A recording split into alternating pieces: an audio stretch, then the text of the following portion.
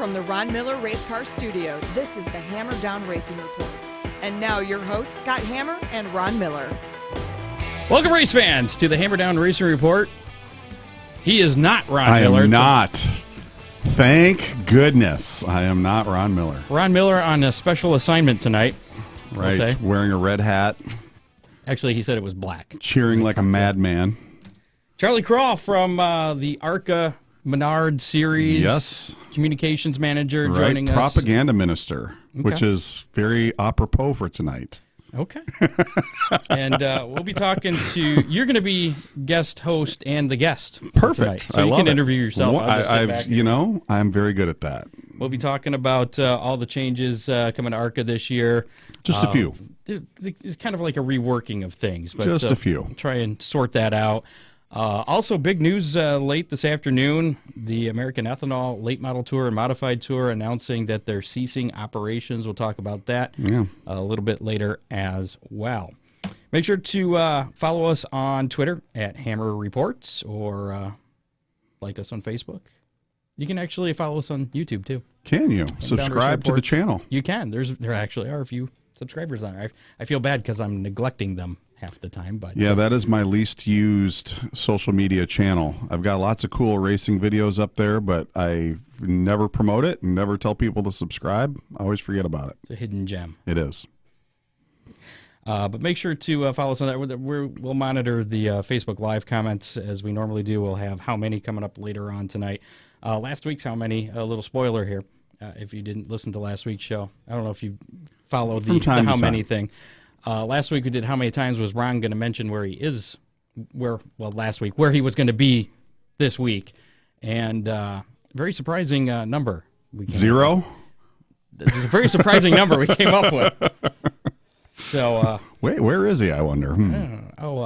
Flagman from Oakshade Raceway says you're much better looking. I'm way better looking. Much better looking. A little more hair than Ron for now. He's a dude, though. So, that's all right. Okay. I'll take it. You're cool with that? Compliment, man. Make sure to give Ron Miller Race Cars a call, even though he's not here. 734-856-7223. Call him right now, actually. Do it. We should give out his cell phone number. That's on the answering machine if you call the 734-856-7223. 419. It's like 0100. That's all. 279. 0100. Call him right now. And tell him the Hammer Down Racing Report sent you. Charlie. From there you go. Ask him about gift cards, tires, anything you need. For your can get a gift card at Ron Miller Race Cars. You can. Probably not as prevalent now that the holidays have passed. A $100 gift card for fender repair. Or tires. Okay. Whatever you need. Safety belts. Some welding. Or if you have, he does weird projects too. He does. Like horseshoes. Really weird, but like horseshoes or something. Like if you wanted horseshoes welded to your right, because he was around when horseshoes were still used. Aren't they still used? I don't know. Well, I mean, like instead of tires, I gotcha. Right? Okay, then. Let's delve right into some of the racing action from the past week or so. Not much going on around here. Honestly. Not a whole heck of a lot. Tulsa Shootout, though. Yeah. How many heat races did they run?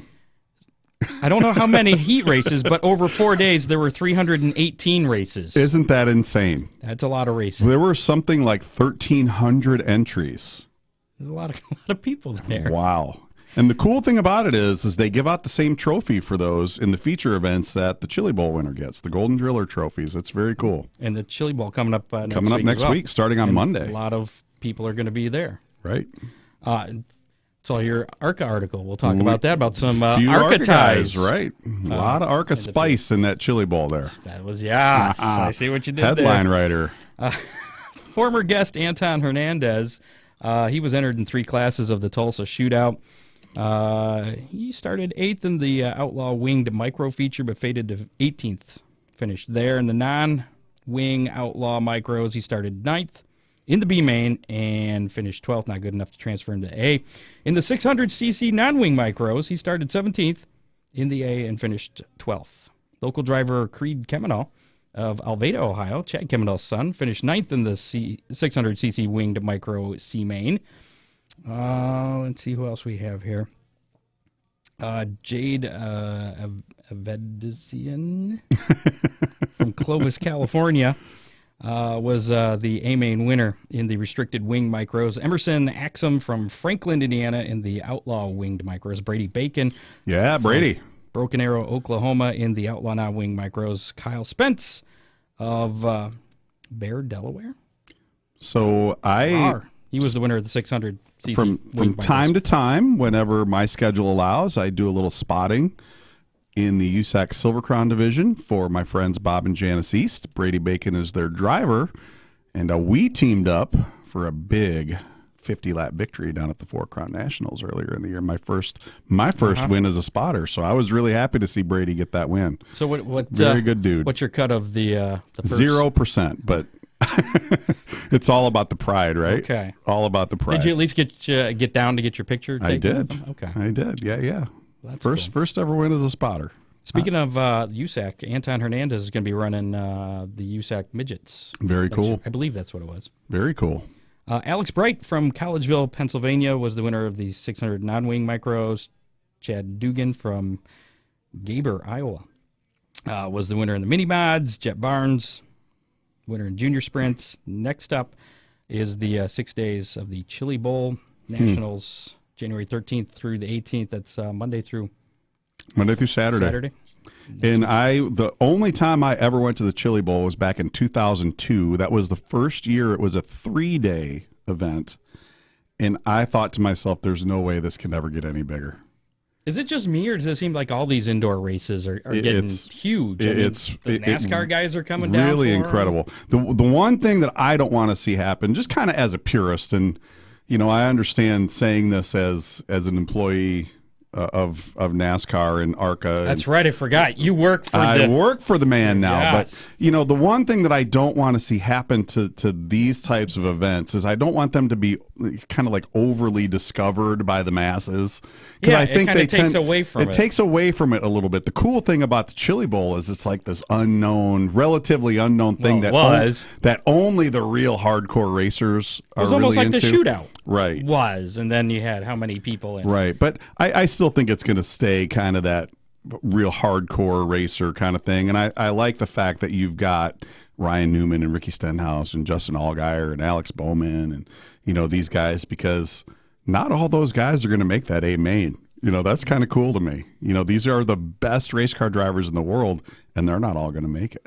What do you think of the Gateway Dirt Nationals with the late models? It's a pretty cool event. That is a really cool event. The unfortunate part of that is every year you get that story of someone gets their hauler stolen out of the parking lot there. Did that happen this year? I didn't hear that. I forget who it was. There was someone I remember who went last year or the year before. Right. I forget who it was. Someone came outside and their tow rig was gone. It's like, oh, geez. You might need to do something about security. But that is a really neat deal. The important aspect to me is that you have to have a racetrack that you can race on. The cool thing about the Chili Bowl is it's a full quarter mile. Same thing with that Gateway Dirt Nationals, full quarter mile, big enough to get out there and you can put some real race cars that can really race, and a lot of fun. And they made a little bit of changes this year too to the track because they kind of widened it in the corners, and there was a lot of 3-wide racing. Yep. Maybe 4. Sometimes. I might not have been on purpose. A lot of cars upside down. Couple of them. Progressive banking. It's an interesting deal. I would like to be able to attend the Gateway deal at some point in time. That is really cool. But that has the potential of becoming, they keep adding more divisions and a lot more big names are coming in. Then, that's going to I think you'll see some sprint cars there before too long.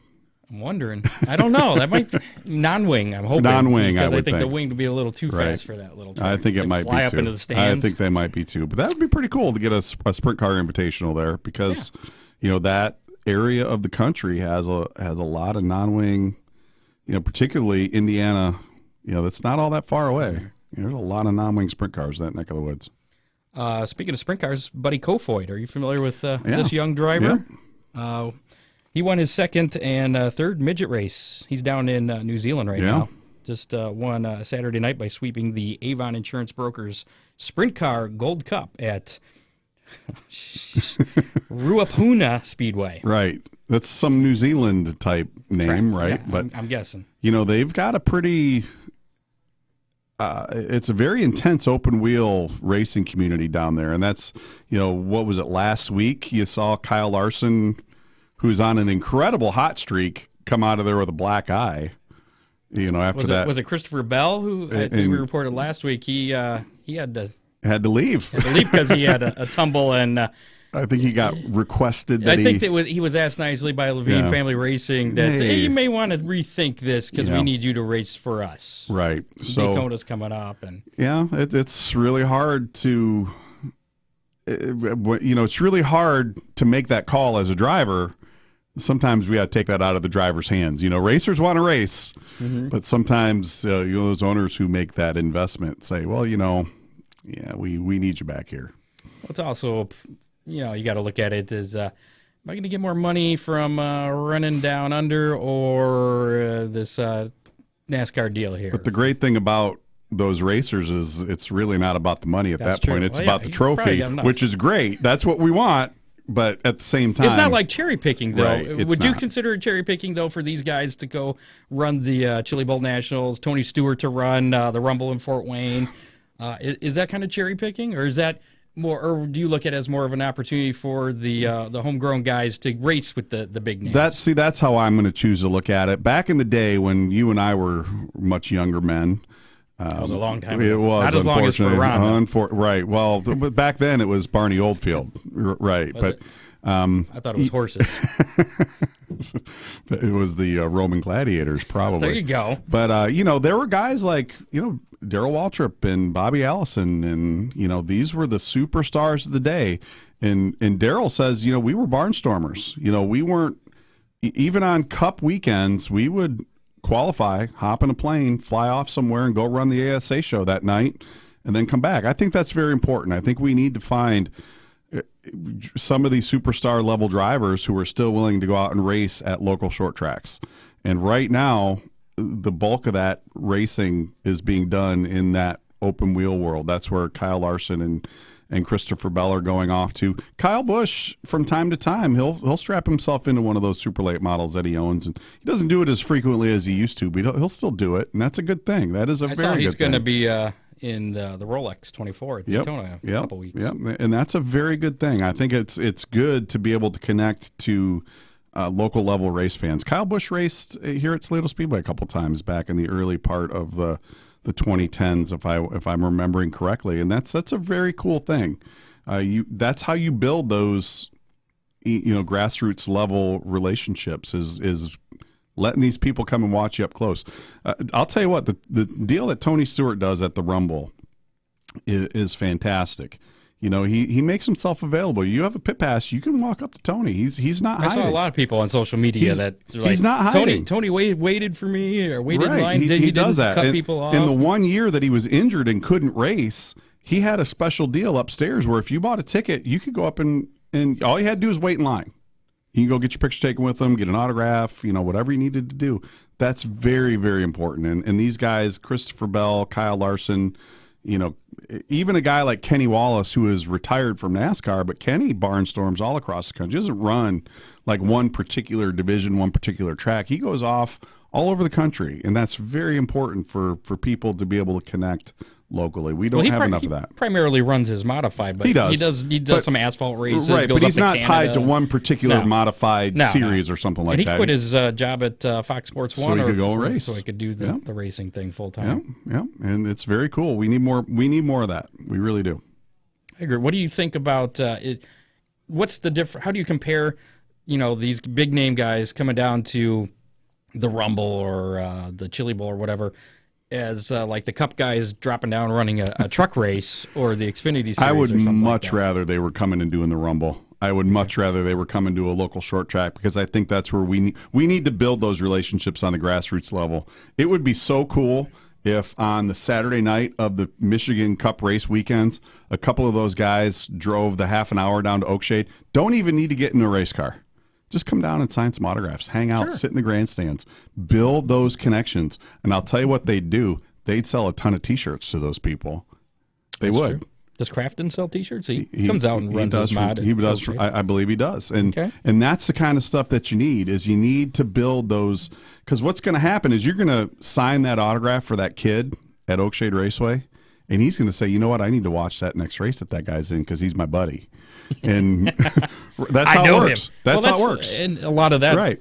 I'm similar to that is drivers that win a trophy. Give the kid a trophy. Right. And suddenly they're their fan for life. Still a fan of the Keselowski family because I stood in line. I stood in line at Toledo Speedway when I was 10 years old and got an autograph from Bob Keselowski after he won a 200-lap late model race. I was going to say, if you got an autograph from Brad when you were 10 years old. No. But I do. That would be interesting. So the hat that I had Bob autographed that night. Is Bob from Rochester Hills? But the hat that he autographed that night. So is Madonna. I also had Brad sign after he won the Cup championship. Gary Danielson also, backup quarterback from the Browns. Yeah, that is right down the street from me. It is also where, that's right, Madonna is from Rochester Hills. I think they all went to the same high school. Yeah, I went to that high school. But that's how that was my high school. Is that right? That's where I graduated. Yeah, that's Rochester Adams. But that's how you build we those were Highlanders. I mean, how many other Cup drivers started off racing locally somewhere or have that type of local tie? Very few of them do anymore, and that's a shame. We need to rebuild that bridge to the grassroots fan. Well, now it's pretty much if you have sponsorship money attached to you or somehow, that's how you get a ride. That's how you get a ride. And it's usually that sponsorship money actually really is family money in some form or fashion. So what you're saying is if you have money, you can possibly be a Cup racer. You can. Okay. You can. All right. What other thing? So you don't like that Brad Keselowski comparison? I saw you. I'm not a Brad Keselowski fan. I saw you grimace. Right. I'm not a big fan of his. Don't be jealous because he's not running running bombers at Oakshade. No, what Hammer. it is it kind of irritates me that he's from my same hometown and that he's like representative of it. And I'm just going to bite my tongue. He could be Madonna. He's not. I mean, I don't hate him or anything. Right, He's just not my favorite guy. I get it. World of Outlaw Morton Buildings late models were in action. They kicked off their season this past weekend over at Vado Speedway in where's that? New Mexico, I believe so. Yeah. Yep. Chris Madden dominated Friday night, leading every lap of the battle at the border. On Saturday, Ricky Weiss was able to pass Madden to take the win at Vado. Kate Dillard passed Brandon Shepard after a late race restart after a caution to take the $15,000 win on Sunday at Vado. The series is off, the World of Outlaws, that is, until the Dirt Car Nationals at Volusia County Speedway in early February. Yep. And big, semi-big news out of the World of Outlaw late model camp. Did you hear about this past week? Mm-mm. You don't even know what I'm going to say. So bring it. Okay. Let me hear it. The World of Outlaws Morton Late Model Series will introduce the droop rule. Oh, I did hear that. I am not a mechanical guy, but I read a story on this. It seems pretty straightforward as to what it is. But starting at the Winter Nationals at Volusia Speedway Park in February, the droop rule was introduced last year by Ray Cook. I could have swore it was like a year before, but Ray Cook in the Southern Nationals Late Model Series. Basically, it's a chain that's attached to the chassis, runs straight down to the rear end at a designated place. I'm not sure where it's exactly designated, but it prevents the left rear quarter panel and spoiler raising too high in the air. The droop rule will cut down on the amount of downforce and will keep the car closer to the ground to prevent other competitors from getting underneath that left rear corner. Kind of submarining it. Yeah. So it's interesting, and I'm guessing something must have happened, or they saw something at Vado that. So I'm not going to say that I'm Roger Slack's best friend in the world, promoter down at Eldora, but Roger and I chat quite a bit, and one of the things that he says is there's one kind of race car that's more technologically advanced than a dirt late model, and that's a Formula One car. I tend to agree with him. Those things are pretty trick. And when you see those things, as soon as you get on the gas, they jack up onto the whole right thing rear. moves. The whole thing moves. Rear end moves forward and it's crazy. And they wouldn't do it if there wasn't a reason for it. They figured out that it's makes you faster. I kind of have this common sense thing in my brain that, I just have a that looks stupid rule, and I think it kind of looks stupid. See, I'm on the other side to an extent. If it's not too much. I think it looks pretty cool. I like that left rear tucking in underneath that fender and that back end getting up. I'm like, man, that guy's on it. But man, But if it's like ridiculous, when it goes 4 then, feet, it's like, okay, so that looks stupid. Yeah. It's like a NASCAR car that crab walks down the straightaway. See, that is something that bugs me. Where it looks going, stupid. It's going sideways, but going the car straight. is pointed straight, but is actually 20 degrees sideways down the straightaway. That looks stupid. That would be on my that is outlawed because it actually looks stupid.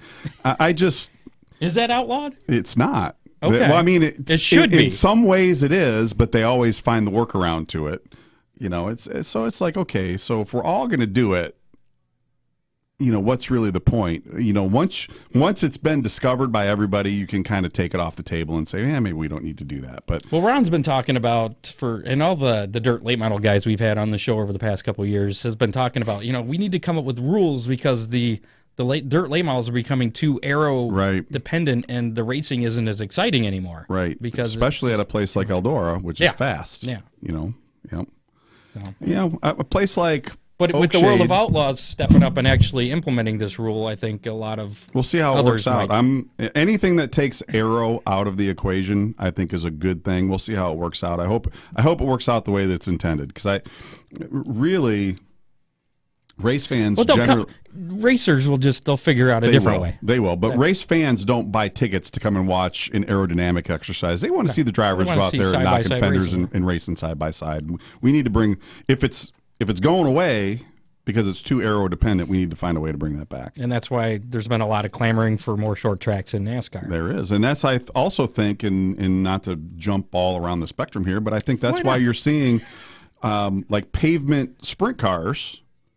The resurgence is now in non-wing sprint cars. For years, it was all about the wings and all about going fast. Well, they've kind of figured out that non-wing sprint cars on pavement don't get really racy. So their movement is now to take that aero out of it, and it's starting to come back. So I think that's a good thing. We got to find a way to get these cars racing once again, and I think we'll get more people in the grandstands everywhere.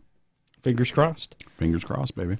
Phoenix Raceway is changing its name back, which I'm happy about. This was something that's big on me because every time I saw ISM Raceway, I'm like, what the hell is that? Right. Yeah.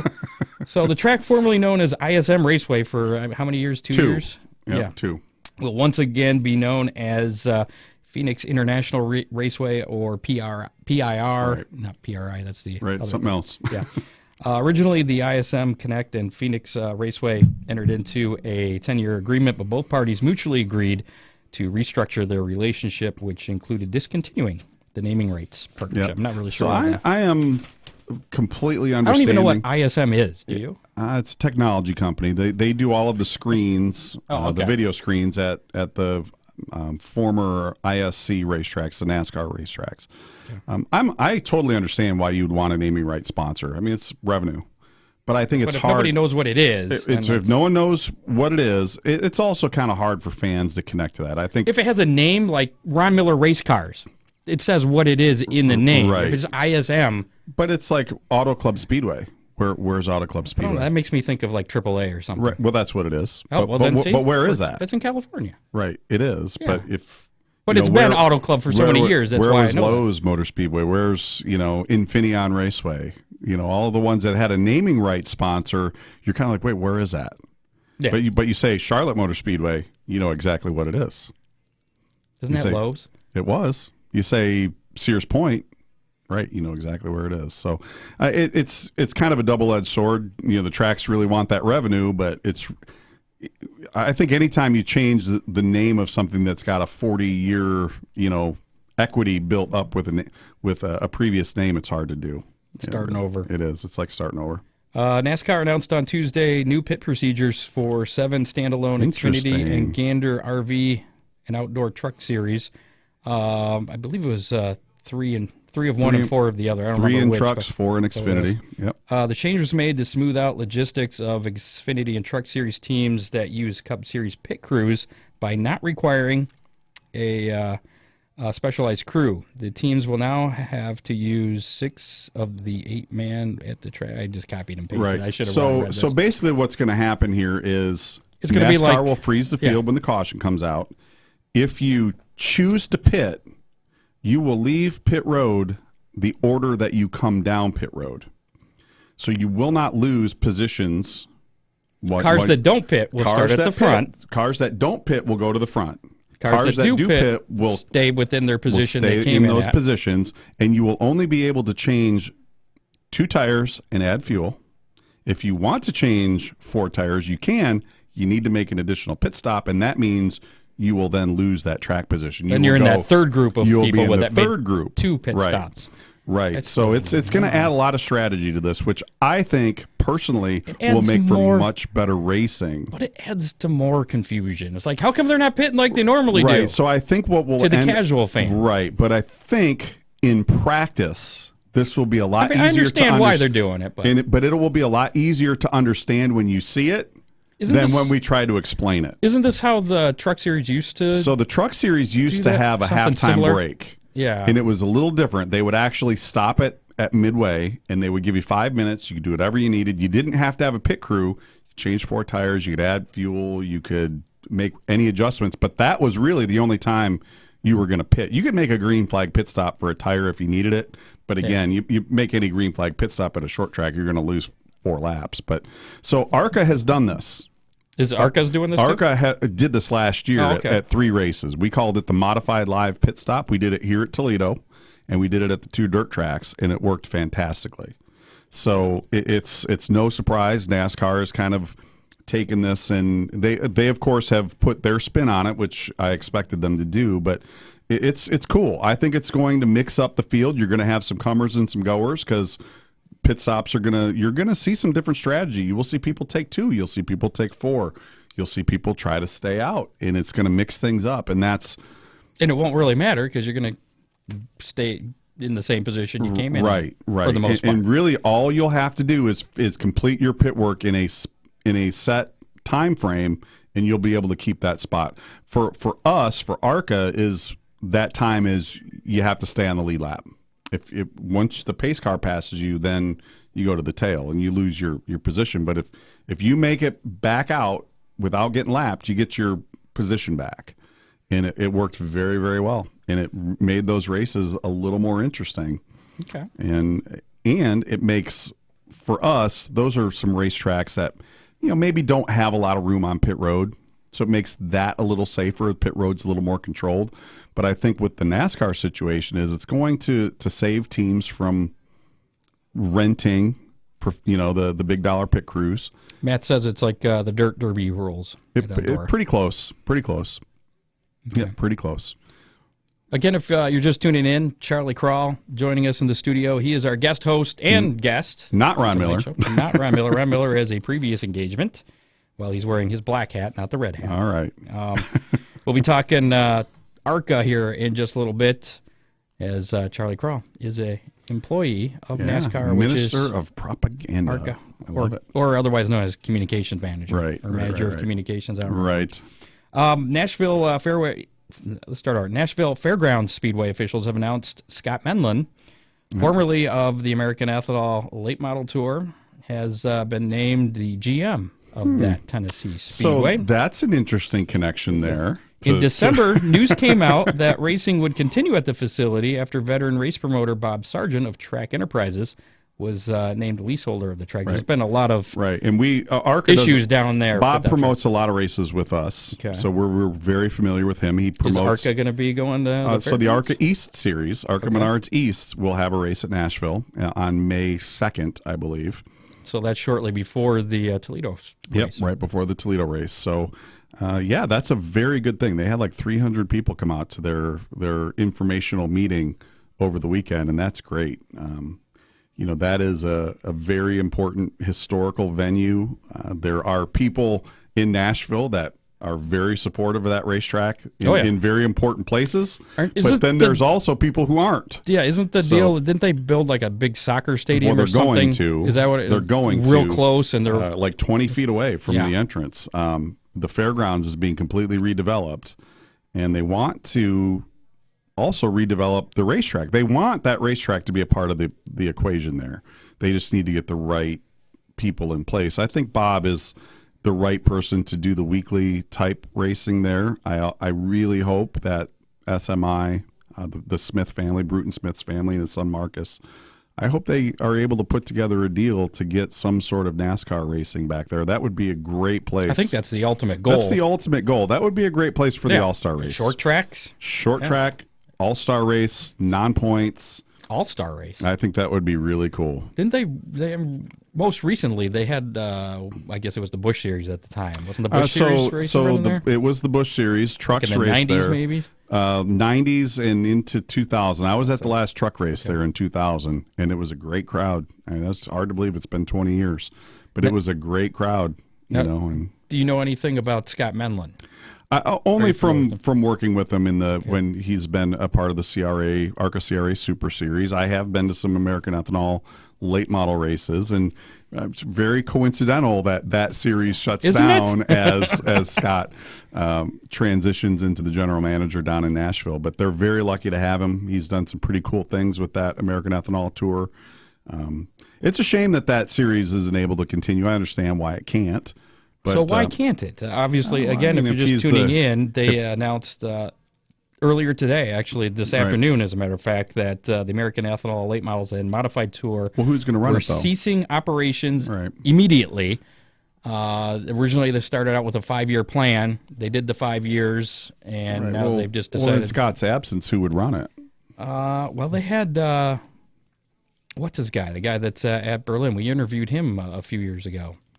Who was Nick? Yeah, Nick Rice. I mean, obviously he's got that deal now, but I mean, that's the problem that you have, and also I think they tried to? I mean, was that even on the table to look for someone else? Maybe they did. And here's the thing that, just my personal opinion, and this isn't a shot at anybody, but sometimes I think we have too many touring series. We just do, and it makes it really hard for racers to. You can't be two places at once, you know, and.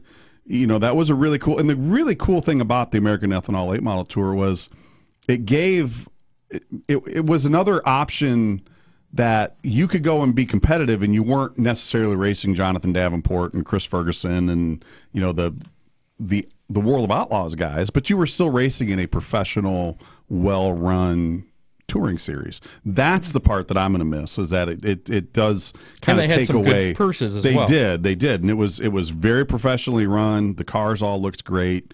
They put on a fantastic show. But again, I think sometimes everybody has this idea that they want to come and run a touring series, and particularly in pavement racing, it just fragments everything. Well, and the series started out as just a Michigan series, and then over the years it's kind of broadened out, and maybe Indiana, it kind of got spread too thin. And sometimes that does happen. And I was talking to another gentleman that's kind of behind the scenes with probably just a couple weeks ago, and he was saying, this we're kind of pulling it back in for the schedule we're working on this year. We're going to stay probably Ohio, Indiana, Michigan. Things are great, and I kind of asked him about it today. He's like, man, I'm still floored by this. I mean, didn't see it coming. I don't think anybody did, but, you know, I think when you start to see... And he was saying that, you know, he was comparing the Ethanol Series as like, you know, you got your World of Outlaws, you got your Lucas Oil late models. Right. Then it's American Ethanol Series there. It was right there. It was.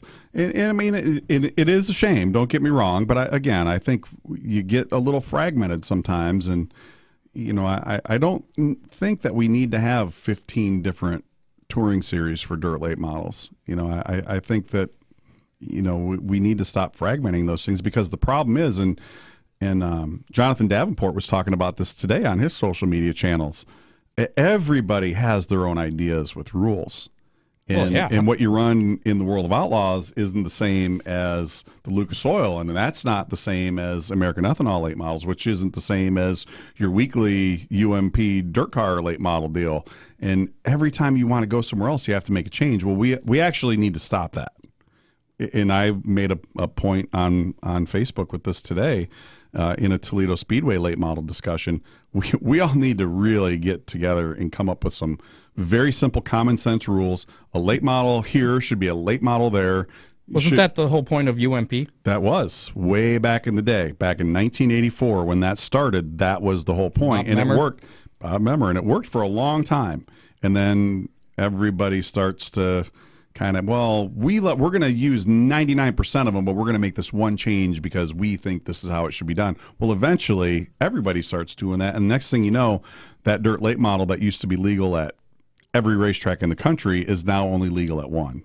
And we need to undo that if at all possible, especially in the pavement world. The pavement world is so upside down with rules and you know, how many different types of pavement late models are there? I couldn't even tell you. Outlaw late models, template late models, pro late models, sportsman, late models, stock, limited late models. It's crazy.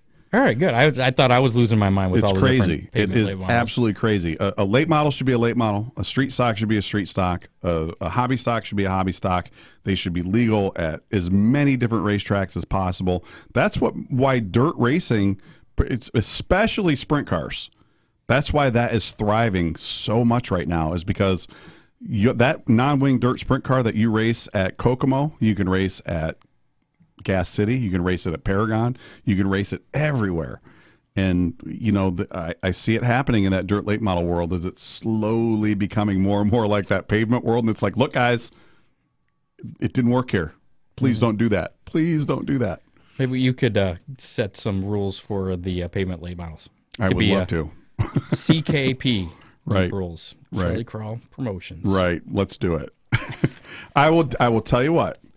When we talked about the Chili Bowl earlier, there's 340 something entries at the Chili Bowl, and the reason why there are so many entries down there are 7 rules for the Chili Bowl. Do you know the rules?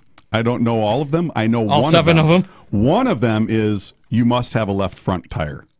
That's a rule. That's a rule. That's a rule. Okay. Okay. Somebody showed up with the ski one year, so they said we have to add a rule to make sure that you have a left front tire. All right, so it's very simple. It's like one sheet of paper. That's the rule book. That's how it needs to be. I talked to Todd Cleaver, who used to be a NASCAR Truck Series driver. I knew Todd 15 years ago, back when he was racing for Roush. I saw him up at our ARCA race at Madison last year, and I was talking to him a little bit about some of the racing that he's doing. He says, you know, the great thing about my dirt modified that I race up here is I show up, and it's me and one of my buddies. And it's great. We sit around and we have a great time. I go out and race, and you know, if I need help with something, he helps me. He helps me get it on the trailer. If I wanted to go and race my pavement late model, I could go and do it. I've got like access to a house, you know, left-hander house car or whatever it was. I can go do that anytime I want. But if I do it, I need to bring 8 guys just to get it through tech, and it's crazy. That reminds me of something we were talking about last week with tech. I don't remember what it was, so I'm going to move on.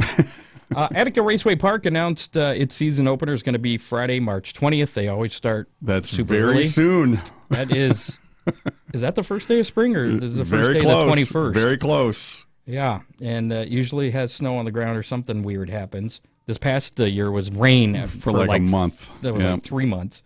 But their opener is going to have 410 sprints, UMP late models, and 305 sprints.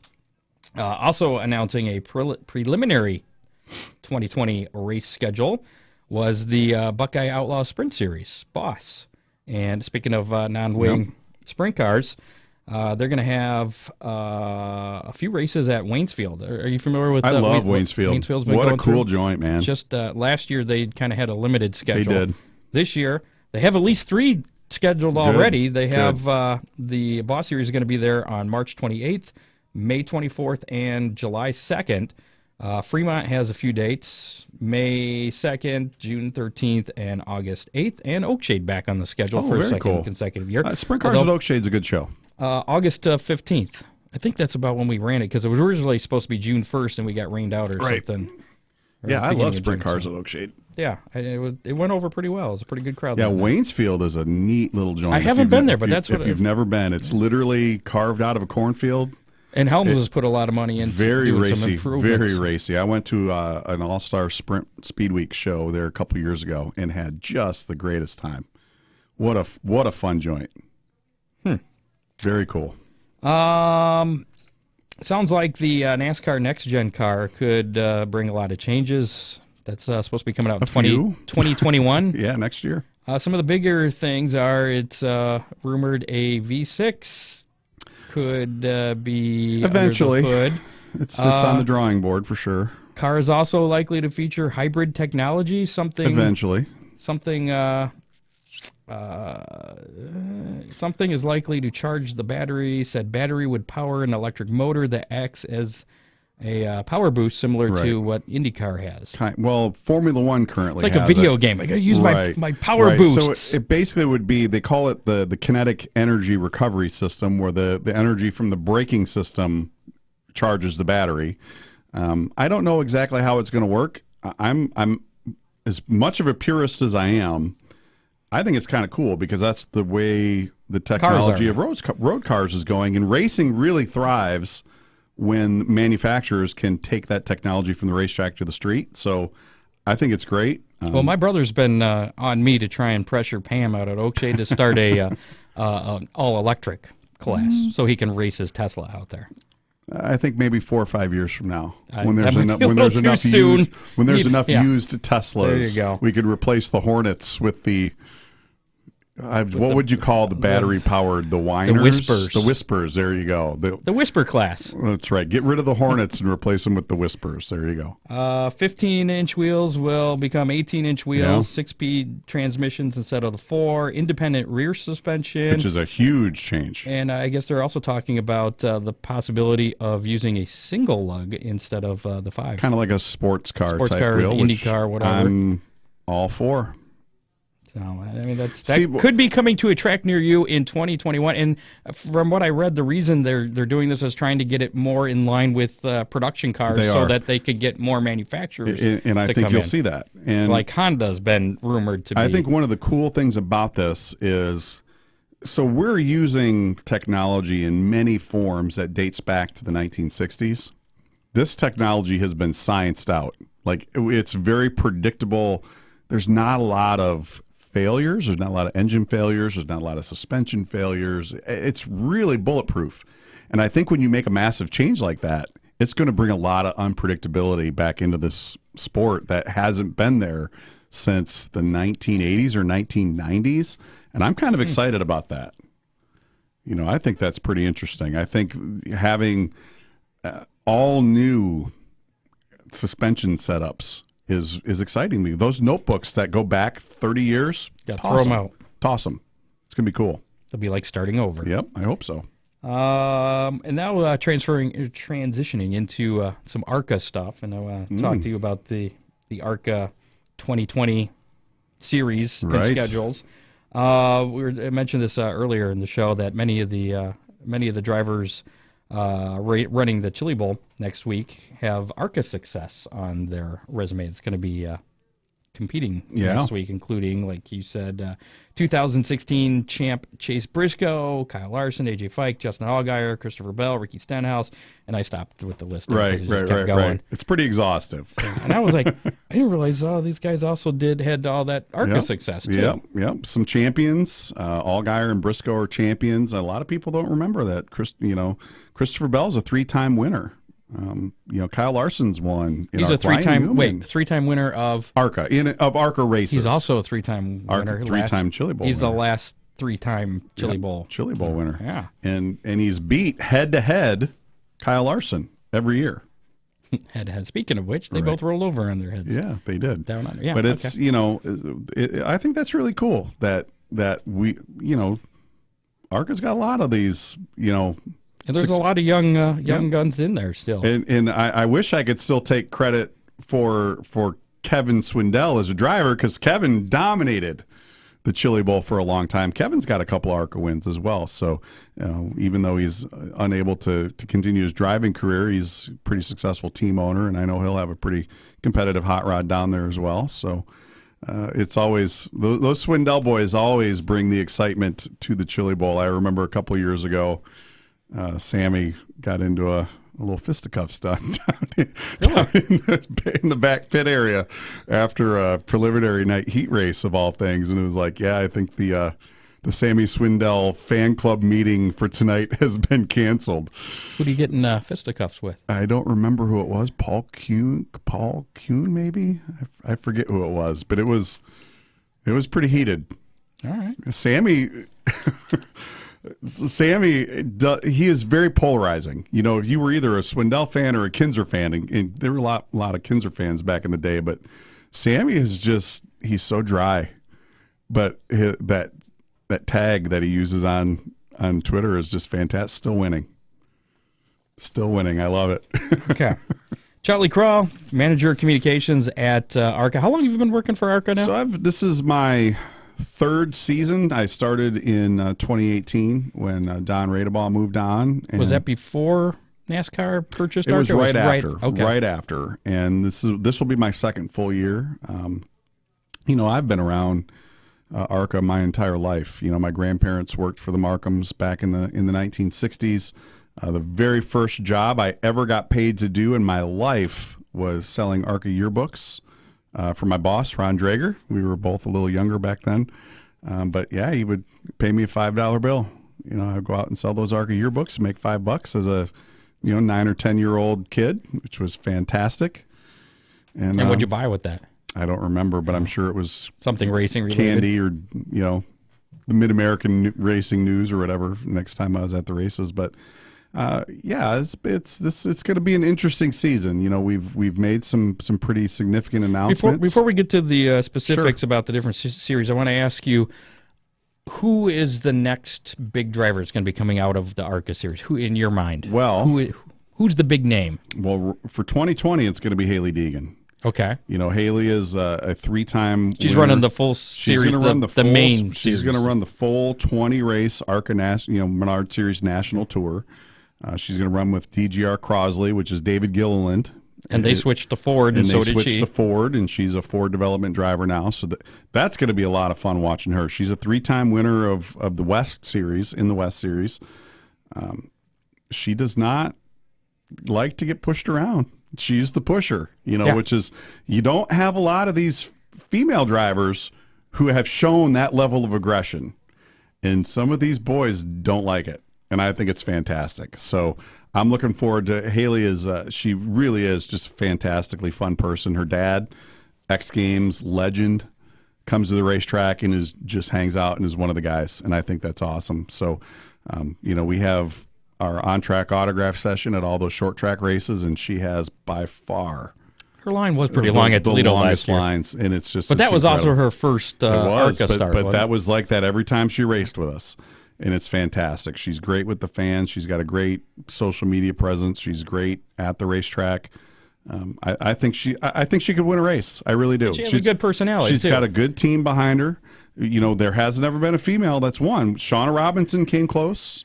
Aaron Crocker came close. They both finished second. Did Decker ever come close? Natalie finished fifth. Was that Daytona? At Daytona, so it's not like. Is she going to be like her, though? I think Decker may have been rushed through. I think you unfortunately might be right. I think Natalie is actually a very talented race car driver. I would have liked to have seen her get another year in ARCA before she made that leap to trucks. She's a lot of fun, too. I don't know what her plans are for next year. If she would find a way back into the ARCA series, I personally would welcome it with open arms. Dean says she has no talent. A lot of people say that, but I disagree. Okay. I don't think you finished fifth at Daytona without any talent. No, she's about Haley. I disagree with that, too. Not surprising. I disagree with that, too. But, all right. I was just curious who the next big name. So one of the things that I want people to understand is that, ARCA is that first step in the developmental ladder. All right, so you're not going to have the skill level, but she's coming from skill level. What was the K&N right. West Series? West, right. So you're not going to have that polished skill level that Jimmy Johnson has. There's a reason why you're racing. I don't like him either. I do. Jimmy's cool dude. I mean, he's talented. I'm not going to argue that. But in any, pick your cup driver, Kyle Larson. You're not going to be that polished just yet. There's a reason why you're here and not there. Spurts. Right. You just need some experience, and I think that she's got the ability to be competitive at this level. Will she get an ARCA win this year? I hope so. And I think you're not willing to say yes. Definitely. I'm not willing to say yes, but I hope so. And I think that'd be good for the series. It would be fantastic for us. I think that she's got the team. That's the one thing that Natalie didn't necessarily have at that time. Oh, Dean does say Natalie has talent. So Natalie had the team. She just didn't have the experience. She drove for the Venerinis, which obviously they are a pretty dominant force.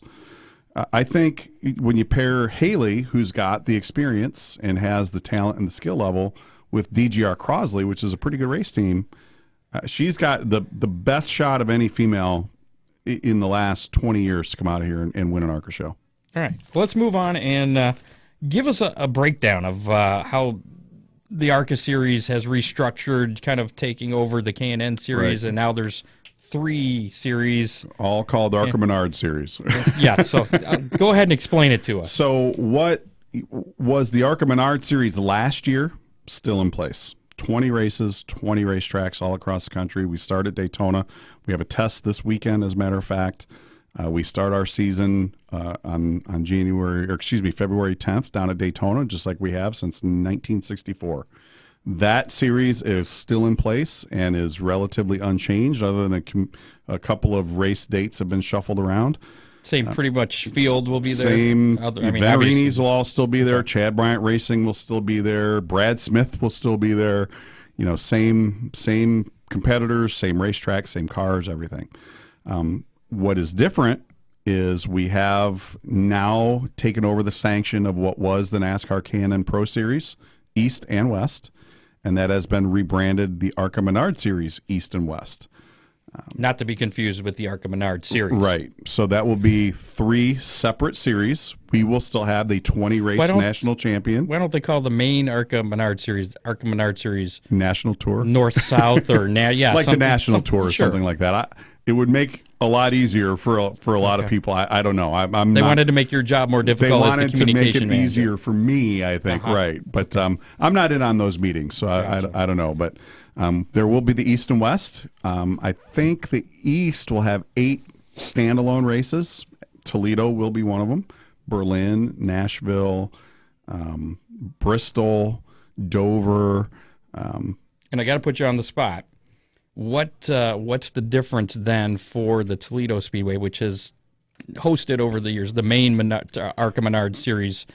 Right. So but now it's an East. There's going to be a different field. We're hoping. It will be a little bit different, likely. There will be teams that don't race the full super speedway portion of the schedule that will be there. The career East Series teams will be there. We're very hopeful that you will also see a lot of the national tour teams come. So they can run. They certainly can. Okay. There's no difference in the cars. There's no national series event going on that same day. So that's the cool part of what we're really trying to do here is we have really minimized the overlap on the so I think we have 38 total races scheduled over 34 weekends. There will be some that are on the same weekend, but I don't think there are any on the same day.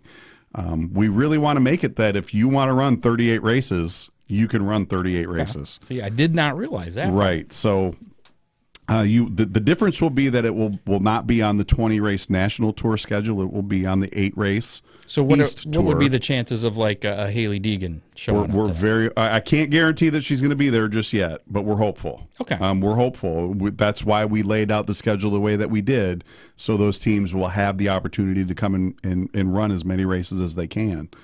It would be great if she was there, man. It really would. That's where she made her debut last year. No, she did that she wouldn't get points towards anything other than the East Series. She wouldn't get points towards the national championship, but she would get points towards the East championship. So we will have, even if she wasn't running the full thing. But we will have a national tour champion, an East champion, a West champion, and then this is the cool part, is we've got the Sioux Chief Showdown. I was going to ask you about that. So that is 10 races, which is a part of the overall 20-race See, and originally schedule. I thought this was like at the end of the season, but this is spread out. It's spread out throughout. Okay. So the first Showdown race will be at Phoenix in March. And the final one will be at Memphis in October. So it will carry out throughout the whole entire season. That will bring national tour teams, East teams, and West teams together. Now, are those point events for East, They're West, or not point national? events for East and West. It's just a separate point series of itself. But it's a separate just like it was the Sioux Chief Short Track Challenge was a separate championship within the overall championship last year. Same kind of deal. It'll be a part of the overall 20 race deal, but it will have a separate point fund, like $150,000 point fund, which is pretty significant these days. I think we did the math on this. Those 10 showdown races, the overall point fund, purse money, bonus money, and owner plan money available just short of $1 million. That's not bad for a 10-race short track, basically So short it's track all short series. tracks. I think Gateway is a 1.25 mile. Okay, so But that's the biggest track on that portion of the schedule, so it's going to be very cool. I think we're going to see some very impressive car counts. I think you'll see, a lot of the East teams will come and race those. A lot of the West teams will come to some of them, and all of the regular ARCA Menard Series teams will be there. I think you'll see a lot of great competition, and that point fund and that purse money is going to bring a lot of people to those. do you know why they decided to rename the K&N East and West to ARCA, kind of bring it all under the ARCA I think that what umbrella? they really wanted to do is they wanted to give the ARCA platform a little more credence, and they wanted to stabilize that platform of race car. Okay. They were very close, 95% similar. So it was that 5% is really hard. Which way did they go? Did they change the K&N series? Little of both. Okay. Little of both. Everybody's had to make some changes, but compromise. That's right. The cars are now all the same. And I think what they wanted to do is they wanted to kind of rebrand that top level of grassroots racing as ARCA. Okay. ARCA's been around since 1953, and it's been very closely aligned with NASCAR from day one. Even before ARCA started, the Markhams, John and Mildred Markham, worked with the France family. I mean, their friendship dates back to the 40s. These two families have been very closely aligned for 70 years. So when Jim France and Ron Drager put the deal together for ARCA to become a NASCAR property, Mr. France really had this in the back of his mind that he would like ARCA to be that platform. And I think it's cool. I think it's very cool to finally see ARCA out west. I think it's cool to see them up and down the eastern seaboard.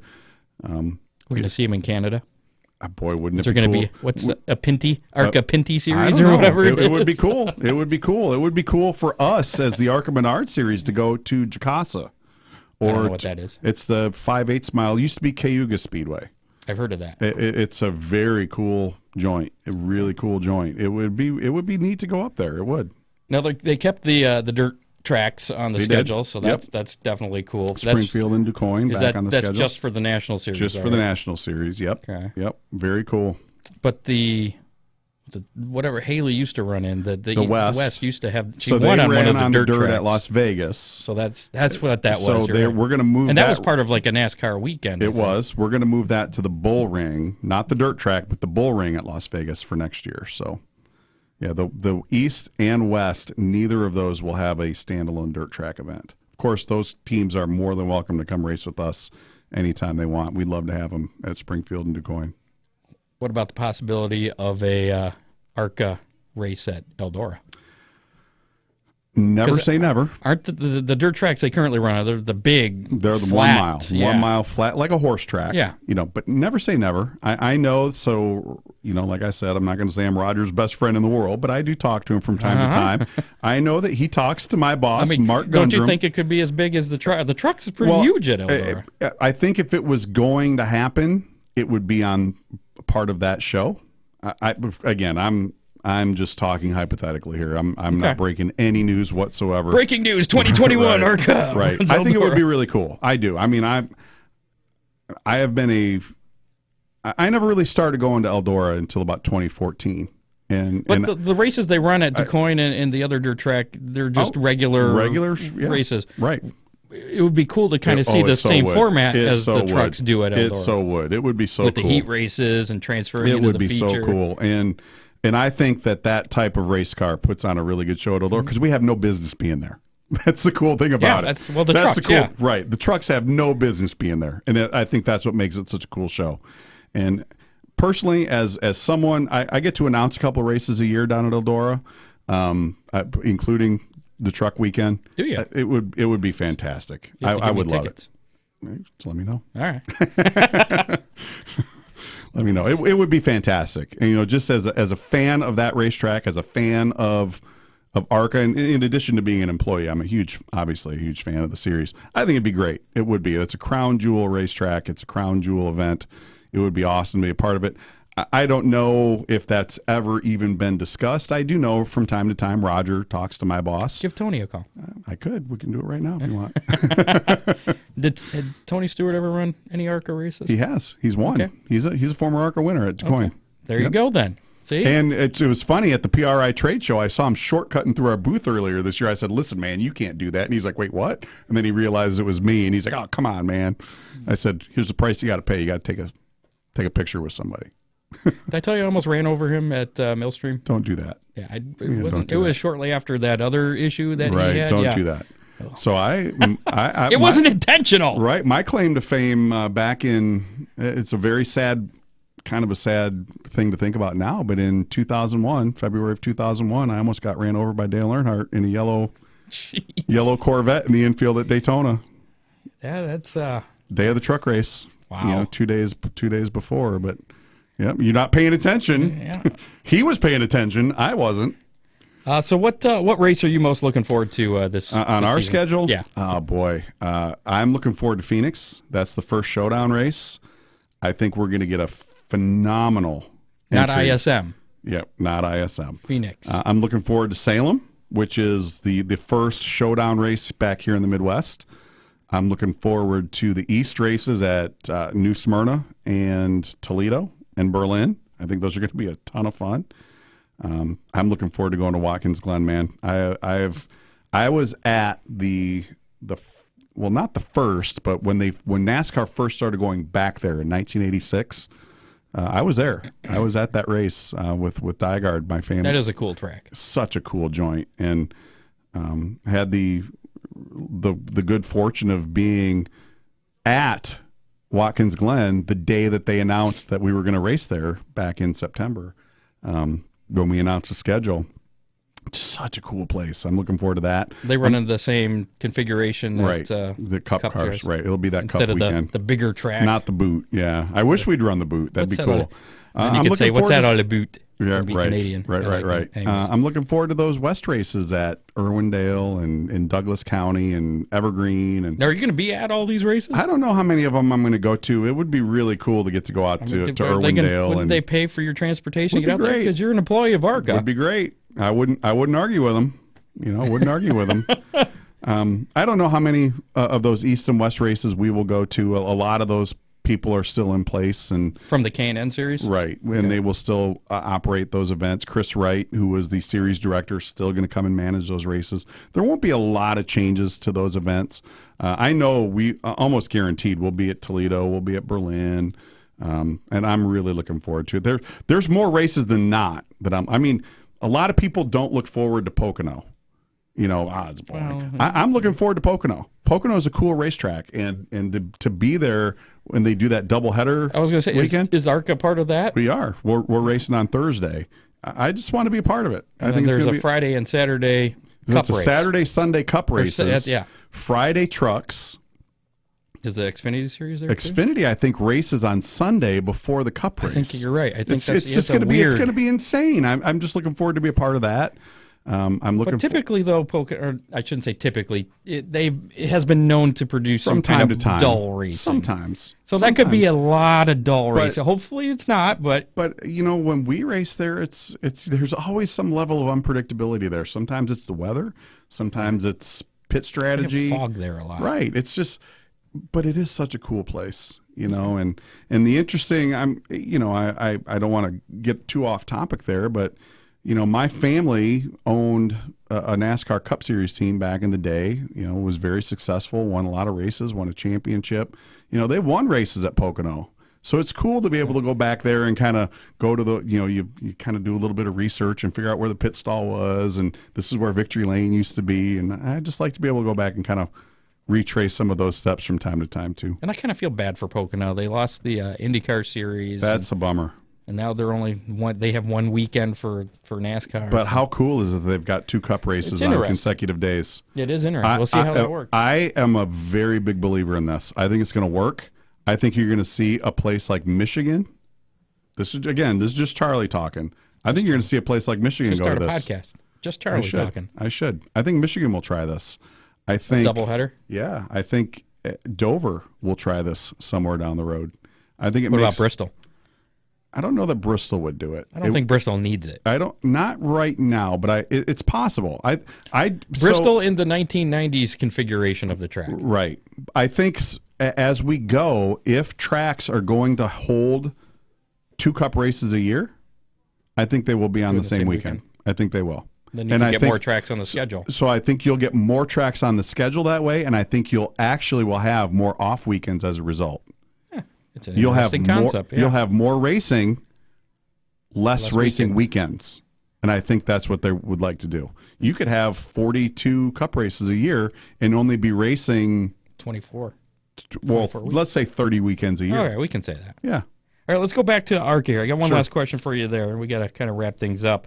Are there any more changes on the horizon that you could share with us that's coming to ARCA, maybe in the future? You know, I think all of the rejiggering we've done with the East and West and the rule book consolidation, I think that's enough. I think that's, I don't want to say enough, but I think that just getting to this point, that's been where all of our energy has been going into for the last 18 months. And take the next year and kind of see how it all works out. I think that we're going to give it a little time to see how this works, but I think what you will see is this is where you will see those pit stop procedures. Now that we are a full-blown NASCAR property, I think that they will introduce, because this is kind of a low-pressure environment to see if it works or not. I think you'll see some of those experimental type procedures used more with us before they're introduced on the national side of things. I don't know that there's any real earth-shattering changes that are going to come. I don't think you will see that new generation race car used I'm here. assuming this structures a long-term plan with the East and West of the national. Right. I think what they would really like to do is, it's no secret that the racing industry overall has kind of been in a lull. They were way up here 20 years ago, and we're kind of down here right now. Well, they want to get back up there, so we're going to really work on kind of refortifying this grassroots level. We'd like to rebuild that car count and get 30 teams showing up each and every week again. And I think this what they've done with the Sioux Chief Showdown is going to really fortify those races. We need to find a way to kind of rebuild that on the super speedway portion of the schedule. I think consolidating that rule book is going to encourage some of those East and West teams to come and race Daytona and Phoenix. So you think this is going to help with bigger fields? Overall, I think it will. I know just even last year at Toledo at the ARCA race, I noticed there was only like 18 cars. And we understand we need more than that. Yeah. It's just. Well, it was only a few years ago. It was like 35. Almost 30. Right, yeah. 35. We started 35 there 3-4 years ago. Really?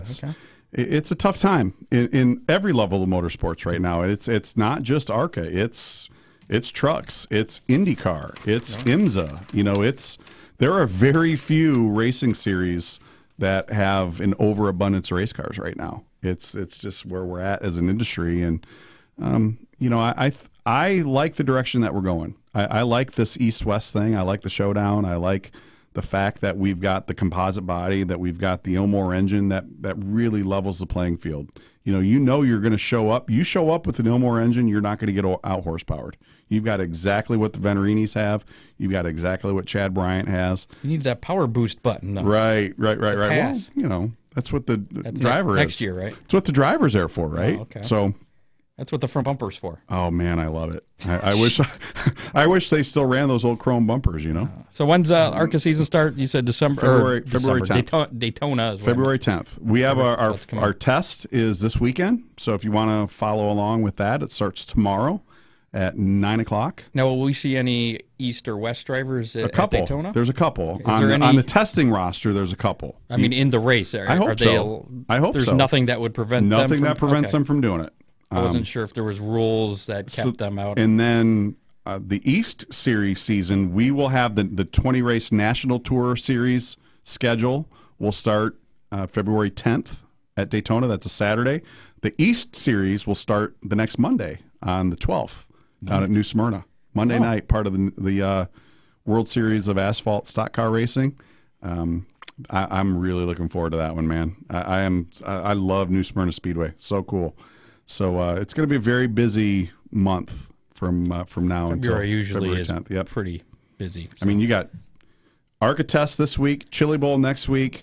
I think you take a week off. Then you've got the Rolex 24, and then you take another week off for the Super Bowl, and then we go stock car racing down at Daytona. So it's going to be pretty hectic next few weeks. And then about a month after that, Attica Raceway Park's in action. So we get action back in the Dodge this the Snowflakes. And 30. Waynesfield with the Bosch like the following week. So, Charlie, thank you for coming in tonight. I love coming and doing this, Scott. Thanks for having me. Looking forward to see how the ARCA series pans out.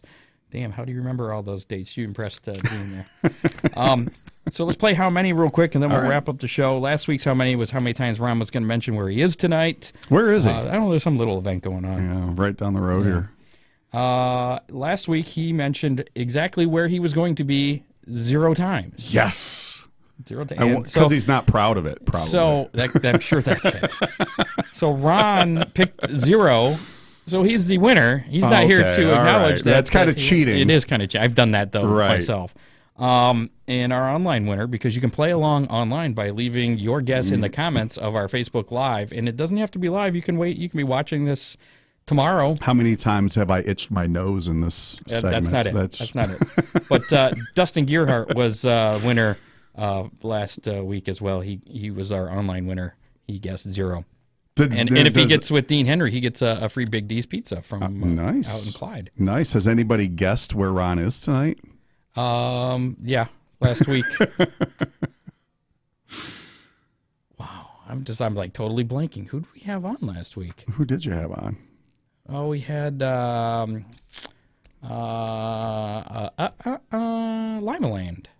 All right. Yeah. Was that last week? I couldn't tell you. I'm totally losing my mind. Sorry, we're getting old, Scott. I gotta get out of here. So this week's How Many is we're back to some racing. This has been hard to do during the off when you season. don't have any race cars on the racetrack, right? But with the Chili Bowl coming up, this is Chili Bowl related. It is how many races will be run Monday night at the Chili Bowl? Ooh, I bet you I could do a quick count. You probably could do some figuring. I have no idea. Count. I didn't do any research, so I have absolutely no idea how many. This is heat race, not qualifying unless they qualify. So qualifying doesn't count, but it's actual races. Heat races, qualifying races would count. B main, C mains, whatever they're running on Monday, and that includes everything. Can I guess? Yes, yeah. You get the first guess. I'm going to say 13. That's it? That's it. I absolutely you want my absolutely count? No idea. Do you want my count? I'll give it to you. 6 heat races, 6 heat races, 4 qualifiers, C main, B main, A main. I'll go with 14 then. All right. Going with 14. So if you want to guess, play along online, just leave your guess in the comments of our Facebook Live video, which will be still on our Facebook page, facebook.com/Hammerdown Racing Report, as long as you get your guess in before Monday. And if you pick the same number as somebody else, then whoever picked it first gets credit for it. So there you go. No one can beat me on this 13 deal. Well, no, we're not eligible for the pizzas. That's only the online people. All right. So if you go home and put your comment in the... well, it's too late now. Someone's going to pick 13 just so they can Nobody's done it yet. Gank me on this pizza, man. That could be. So that's going to do it for this edition of the Hammer Down Racing Report. Thank you, Charlie Krall, for coming in, filling in for Ron, and talking some ARCA action. Always love doing it. I actually learned quite a bit. All right. I was thinking that the 3 series were totally separate, and we weren't going to see There wasn't the possibility to see any of the national ARCA guys at Toledo, and I was kind of And disappointed by that. I really hope so. I really hope we get them all there. It'd be great. I hope that works out too, because if not, I'm sure there's going to be a lot of. Yeah, we'll see how it works out. But and I know we're wrapping up, but just to reiterate here, so there is a reason why that is an East Series race and not a full blown national tour. So, my boss Ron Drager, who is the president of ARCA, owns Toledo Speedway. He wouldn't have this as an East Series race at his racetrack if he didn't believe in the product. So I hope that gives the race fans in this neck of the woods a little added confidence that when they come out, they're going to see the same type of show that they expected. He wouldn't be bringing this here if he thought it was going to be 8 cars. Quick question. What is the furthest west the East Series races? Oh, boy. It is... I know they've gone as far west as Iowa in the past. Iowa is now a showdown race. So it's primarily Mississippi River and east. Okay. Right. So it'll be, Bristol, Dover, New Smyrna, Nashville, Berlin, Toledo. I was just wondering if Toledo was the furthest west. Yeah, I think Berlin might be the furthest west that they go this year. Fair enough. Fair enough. Next week on the show, I think we're going to have our semi-retired flag guy from Oakshade, Matt Swander. I've been really busy this week. I hadn't time to work on next week. I want to thank Dave Kemmer for helping out with all the behind-the-scenes production. Thanks, Dave. And, he's a nice guy. Now, if only he would step up and do that car show down in BG. Right. And, hey, thanks to that guy from Washington, D.C. for jiggering up traffic down here tonight, huh? Hey, how was that? I've been here all day. So not bad. If you know the one-way street layout down here, you can negotiate around it. But well, I'm hoping that getting out of here isn't a problem. I don't think. I hope he's still talking. He's still yapping. So you can hear him? I can hear across him. the hall. All right, good. Yep, I think we're good. Make sure to follow us on Twitter at Hammer Report. Like us on Facebook. That's all I got. Randy Roberts says Nashville ? Nashville is on the East Series schedule, May 2nd. There you go. And next Dave day, says you're welcome. the next day will be USAC Silver Crown. Any double headers coming up for ARCA in the near future? Double headers as in? Like the NASCAR thing? With the lots 2 of races them. in one weekend? Oh. That's what I meant. Yeah, I wish. I actually liked. When I was growing up, it was Flat Rock on Saturday, Toledo on Sunday. I missed those weekends. Will we see ARCA back at Flat Rock? Oh, I wish, man. I wish. I tell Ron all the time, I'm like, it'd be really cool. 400 lapper at Flat Rock. And he goes, you're crazy. Like, come on. Let's just try it. There was Flat Rock, because this is a Saturday race, isn't it, at Toledo? Yes. For the ARCA. Saturday Flat night. Rock running Friday night. I really don't know how. I'd have to look and see how their that schedule works schedule's out. out. It's on their website. They are so out. check But it out. so I think it's going to be really cool Saturday night deal at Toledo when the East Series is here. I know Ron's got some other stuff on the card. We've already locked down a flyover. A really cool airplane. That was really cool last year. It was, man. That. It was. I couldn't believe it, but I think it's going to be. There will be a. Randy, any ARCA jobs opening up? Yeah, who knows? Okay. Is he looking for a flagging job or what? Talk to Charlie. Give us a call. Okay. Yeah, you never know. But hey, seriously, thanks for having me on. Anytime Ron needs to take a break, I'm always willing to come in here and say, you know what? I'll even do it if Ron's in here. I don't care. Whoa.